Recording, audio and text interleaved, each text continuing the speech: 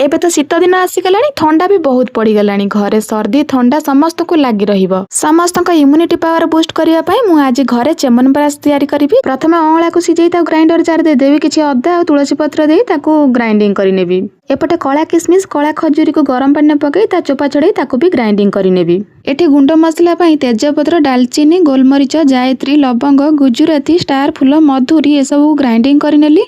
एबे कड़ाई गरम होला परे सेतरे देसी घी को देदेली आ बाटिकी रखिथिबा अँला अदा तुलसी पेस्ट को दे ताको टिके गोळेई नेली। तापरे खजूरी किसमिस पेस्ट को दे ताको भी टिके गोळेई नेली। एबे 400 ग्राम रो गुड़ पकई देली। जो गुंड मसला को करिथिली ताको एबे पकईकी पानी अंश मरिया पर्यंत ताको एमती गोळेई नेली। एबे कम आंचरे ताको धीरे धीरे गोळेइला परे तार पानी अंश मरि गला परे ताको तळकु ओल्हे नेली। एबे सेतरे कळा लूण पकई ताको आउ टिके गोळेई नेली। तापरे आउ कोन एबे तो रेडी होई गेला हमर च्यवनप्राश। आउ घरे छोट पिला ठारू वयस्क लोक पर्यंत पुरुष लोक ठारू स्त्री लोक पर्यंत समस्ते सकाळे संध्या बेले गोटे चामच लेखा च्यवनप्राश खाई रोग प्रतिरोध शक्ति को बढ़ाइबा। खाओ पिया सुस्थ रुह।